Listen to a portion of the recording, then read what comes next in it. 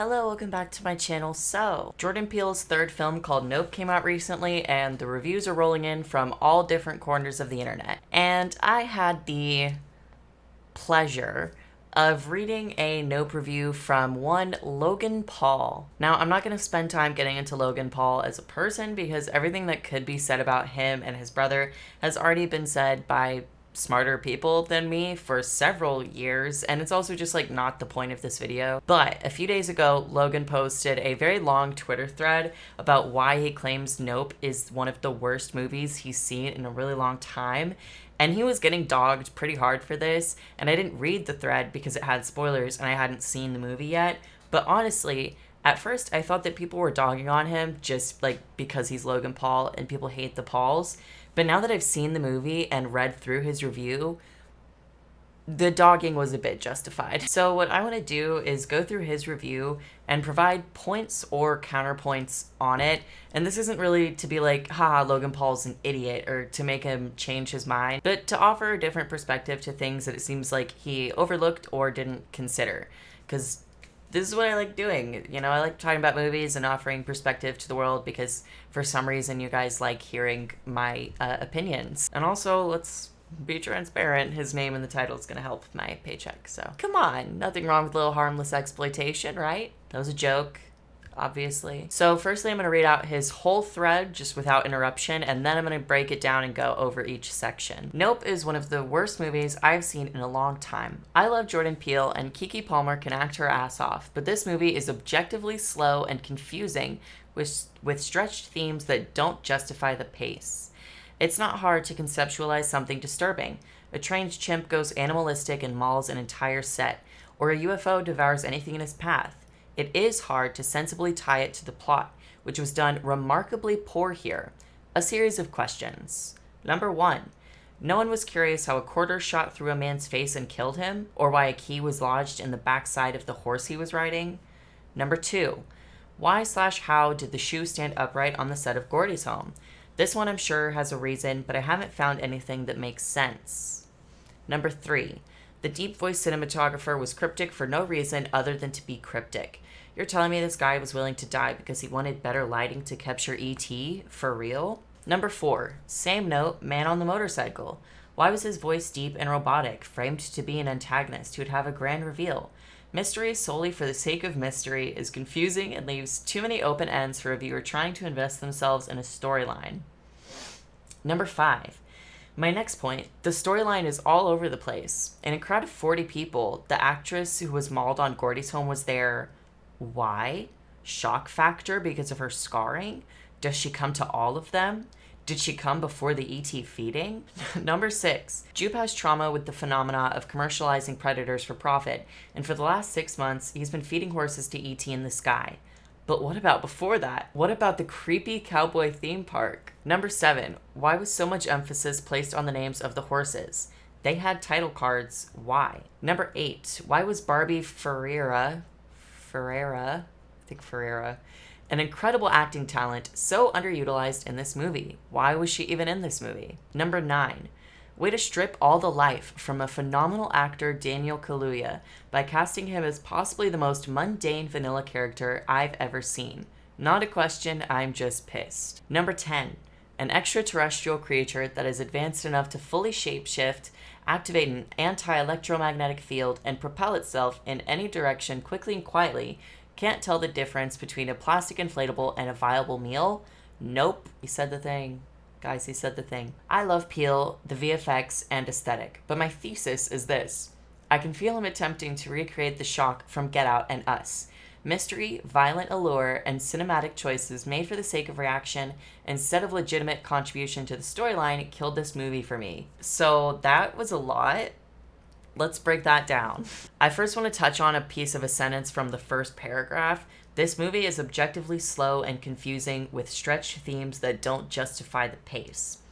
I just simply can't disagree more with that statement. I'm usually very attentive to the timing in movies, not just the runtime, but how everything fits into an act, whether things felt rushed or stretched, and the only time I thought this movie was going a little too long for what was necessary was like the very end, after everything goes wrong with their plan to capture the alien on film. I really didn't have any issues with the pacing of this movie. I think they added things at an appropriate time and an appropriate rate to where you could add these new pieces of information to the things that you're taking in and just add more to what you're trying to figure out as you get further into it. You know, they didn't throw too much at you at once or not throw anything at you at all, if that makes sense. Because although Nope is categorized as a horror slash sci-fi, which I do understand, I think it's way more of a sci-fi thriller than a horror. And to the untrained eye, horror and thriller might sound like the same thing, but there are, in my opinion, very key differences. Thrillers have more of an air of mystery to them and are more focused on creating a tense atmosphere with creepy moments, whereas I view horror as a bit more straightforward in most circumstances. I think a reason Logan might have this opinion is because he went into it expecting more of a horror or a straightforward aliens hunting Daniel Kaluuya and Keke Palmer, and it's scary and that's it. Which, if that's the case, I don't understand why, because Jordan Peele's work has never been straightforward, especially in its promotional material. The fucking trailer for this was not at all, like, explanatory. Also, his comment about stretched themes, I get, but I don't get.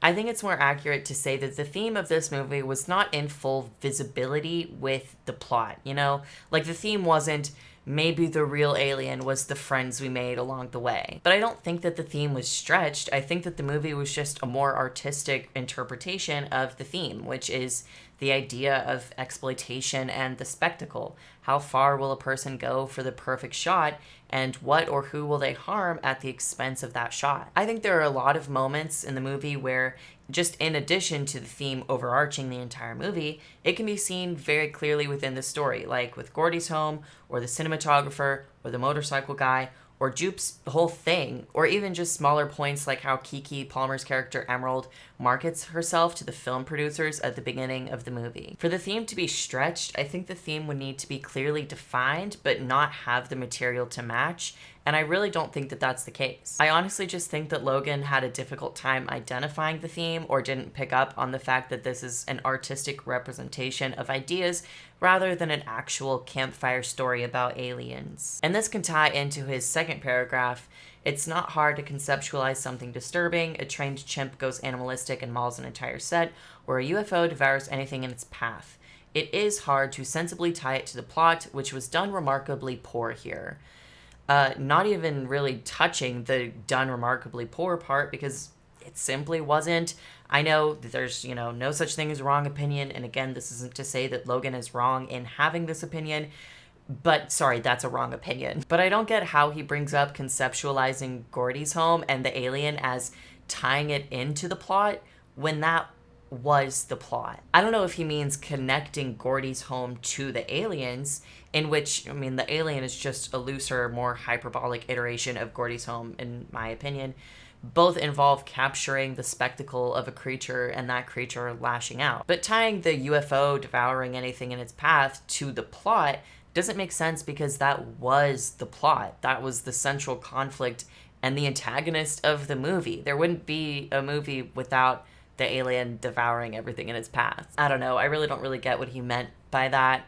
So moving on to his questions. First one, no one was curious how a quarter shot through a man's face and killed him, or why a key was lodged in the backside of the horse he was riding. This was answered in the movie pretty early on in the movie. It was written off as junk that fell out of an airplane. And just to input my 2 cents, I don't even think that that's poor reasoning, because even though we as the audience know that it wasn't actually an airplane, it was an alien, the characters within the universe, outside of the main characters, don't know that there's an alien. So yeah, they can assume that stuff fell out of an airplane, because what the fuck else would it have been, logically? And obviously Daniel Kaluuya's character OJ was suspicious, and maybe he did express that suspicion to someone off screen, but I also think that that could be explained away by asking the question, How much do you think cops actually care? Spoilers, the answer is 99% of them don't, which is a recurring theme in Jordan Peele's work as well. Why would a cop want to spend more of their time and energy helping a black man because he thinks that something isn't right with his father's death? Something not being right about a black man's death is like something the cops usually cause, not fix. And also the second half of that question,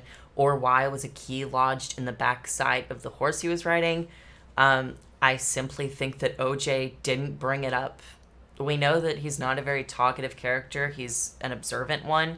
I think that that's just one of those details, you know? Moving on to his second question. Why/how did the shoe stand upright on the set of Gordy's home? This one I'm sure has a reason, but I haven't found anything that makes sense. I actually don't blame him for having this question. Maybe that's a hot take. Something that Peele has done before, and something that I personally really like that directors do, is when they leave things to be ambiguous or up to interpretation. I think although there is meaning to the shoe standing upright, it's not explicitly explained because some things can have multiple meanings based on whoever's watching. I think it's obvious that the shoe standing up is a direct callback, or I guess technically foreshadow, of the way it's displayed in Chimp's office, but one idea I've seen expressed that I actually really like is that the shoe wasn't actually standing up like that in the moment. It's just something that Gordy superimposed into his memory because of how much he looked at the memorabilia from that event. I also think it's another piece of imagery that's symbolic to the themes of exploitation and the spectacle, how even in this tragedy that happened due to man's desire for recognition and success, you can still take a piece of that tragedy and exploit it for the spectacle again. And I think that that's all there is to say about that point, so moving on. Number 3, the deep voice cinematographer was cryptic for no other reason than to be cryptic. You're telling me this guy was willing to die because he wanted better lighting to capture E.T. for real? This is where we start to see the recurring theme in Logan's think piece, which is not understanding hyperbole or caricature. Yeah, the cinematographer kind of was cryptic just to be cryptic, because he was an exaggerated personification of the pretentious filmmaker. He was a caricature of Hollywood. His name is literally Antlers. I feel the parody wasn't subtle. And also that actor, Michael Wincott, his voice is just like that. I think he does make it deeper for the film, but if you look at interviews with him, he just naturally has like a grovelly, I don't know if that's a real word, like gravelly, rugged, whatever. He has that kind of like vocal fry and this like subconscious mid-Atlantic inflection. And also, yes, he did die because he wanted better lighting. That was partially like the entire point. I saw that as a very Icarus moment. You know, they had been doing fine with the footage they had. Their plan was going good. But him being him, he wasn't satisfied and took the risk to capture the impossible.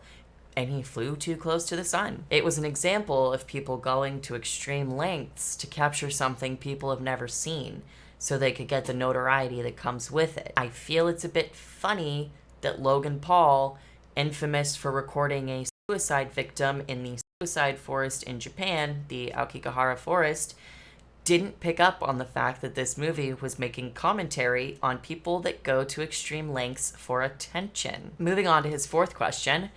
Number 4, same note, man on the motorcycle. Why was his voice deep and robotic, framed to be an antagonist who'd have a grand reveal?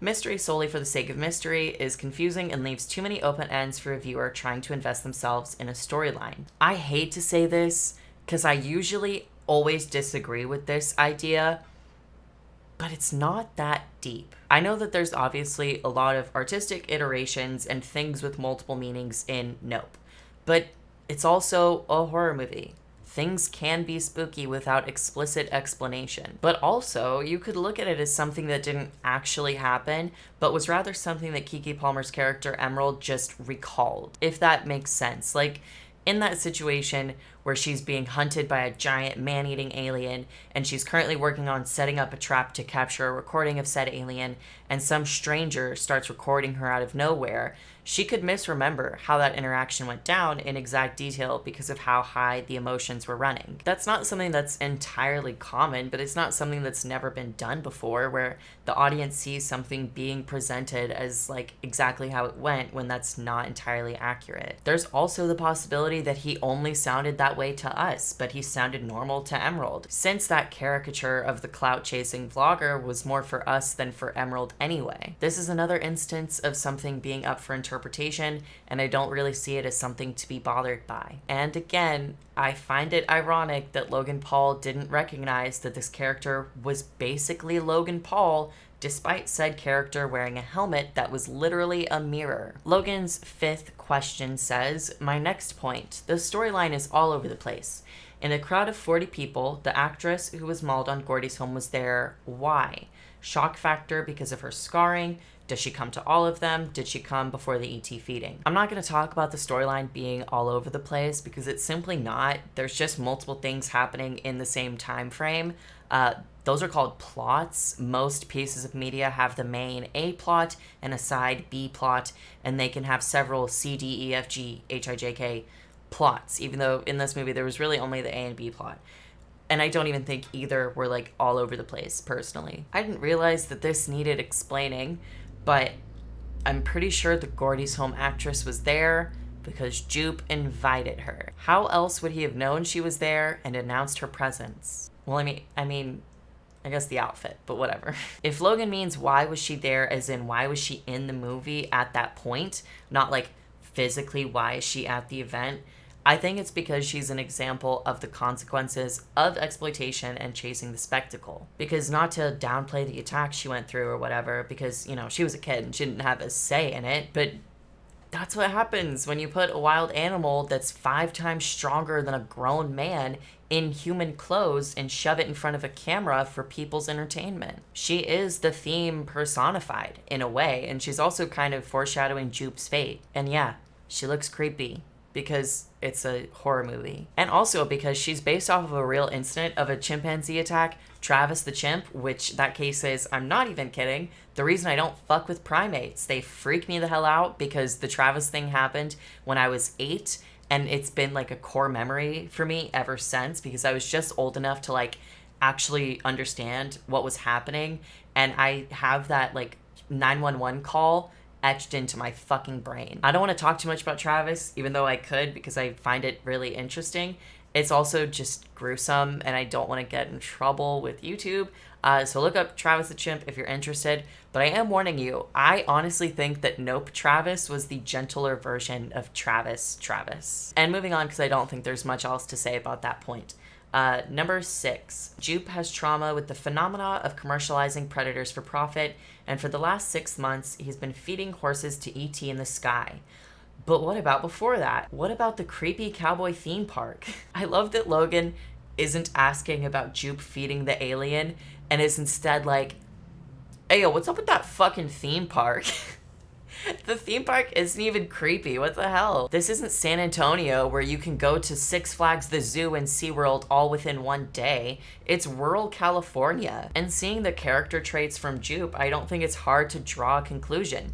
He's a child actor that grew up and lost relevancy, used a good bit of his childhood acting earnings to buy some old fairgrounds and make a little park to profit off of his existence as a former child star, tying into the themes of spectacle and doing what you can for recognition and success. And it also just added to the overall image and Western aesthetic of the movie. I don't think there was an issue with the park existing. It was also kind of essential to the plot in several ways, so moving on. Logan's 7th question.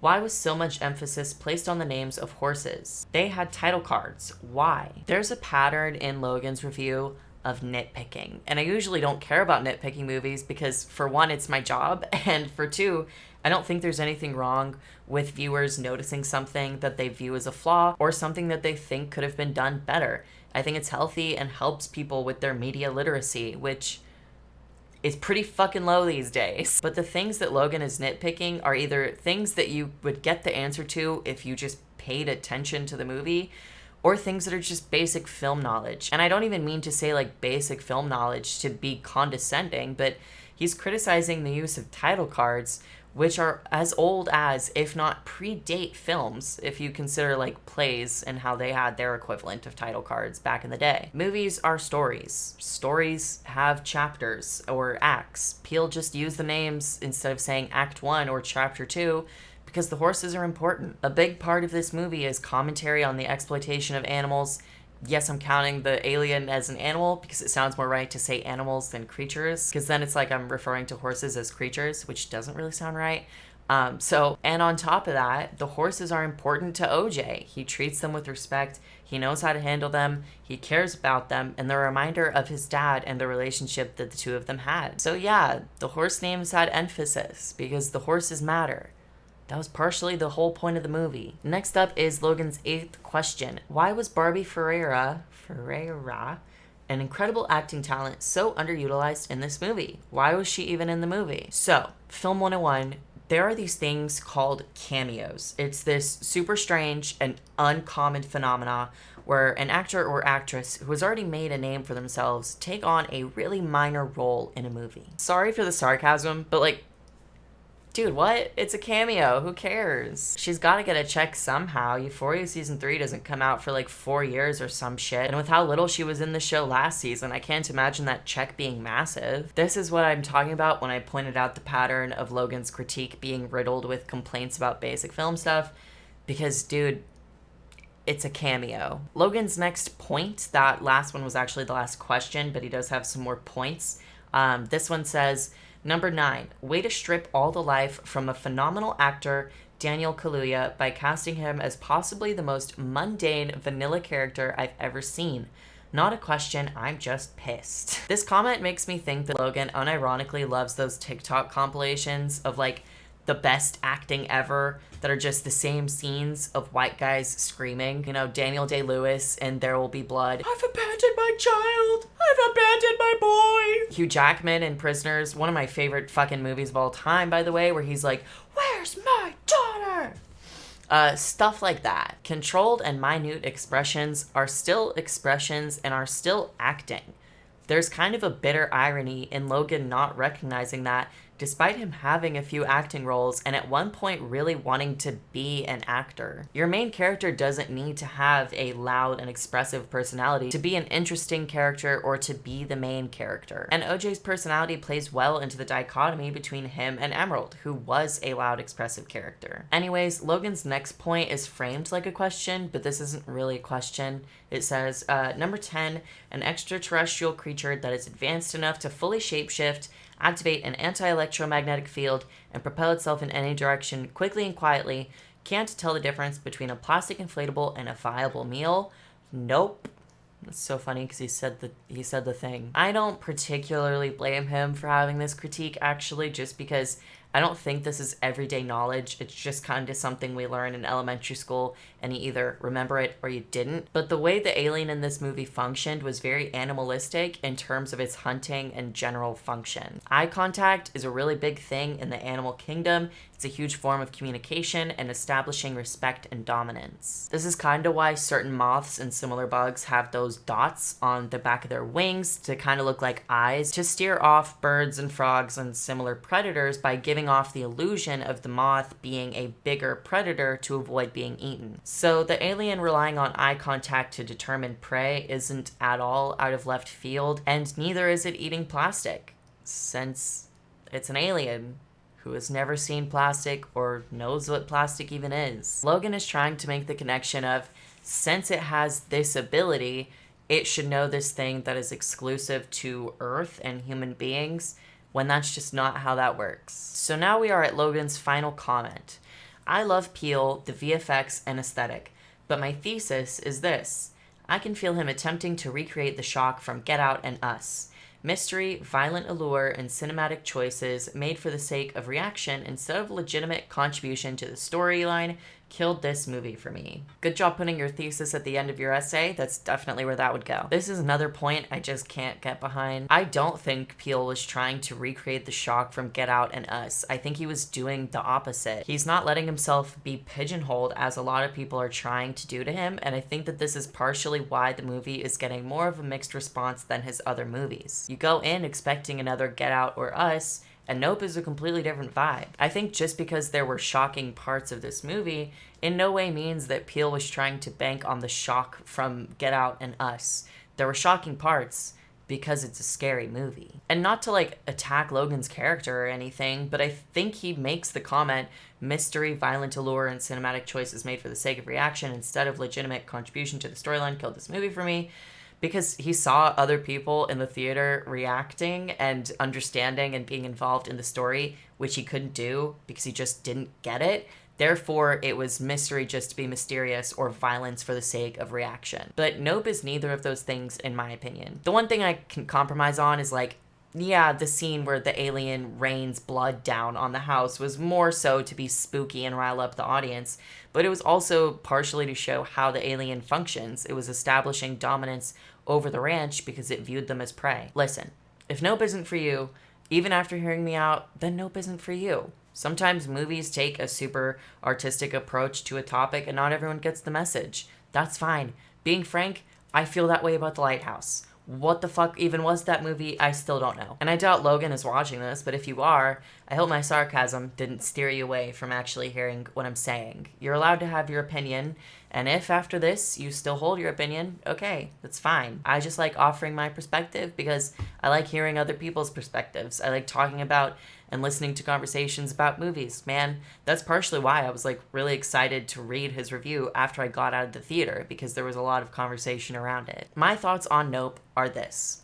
I really liked it. Granted, I may be a bit biased because the past 4 things I'd seen in theater were Thor 4, Doctor Strange Multiverse of Madness, Morbius, and The Northman. And I didn't like any of those. Sorry to the Northman stans. It wasn't for me. So this movie is the first movie I've seen in theaters since The Batman, where I was really engaged and I really enjoyed my viewing experience. I liked the misdirection in the beginning where it just turned out to be Jupe's kids pulling a prank on OJ, and I liked that the alien wasn't an alien in a UFO, it was the UFO. I thought that that was a really cool take on an extraterrestrial. It wasn't as scary as I was expecting, but again, it's more of a sci-fi than a straight horror, and I don't think it being not as scary as anticipated makes it a bad movie. If anything, I think going a scarier route would have actually been being violent for the sake of shock factor, as Logan claimed the movie is. Is it my favorite of Jordan Peele's work so far?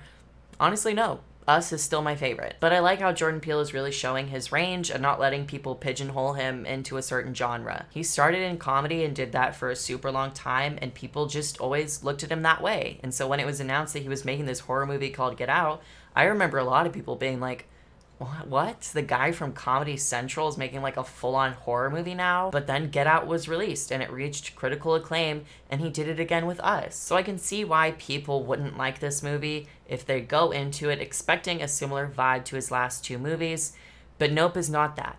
And that doesn't mean it's bad. And that was this video.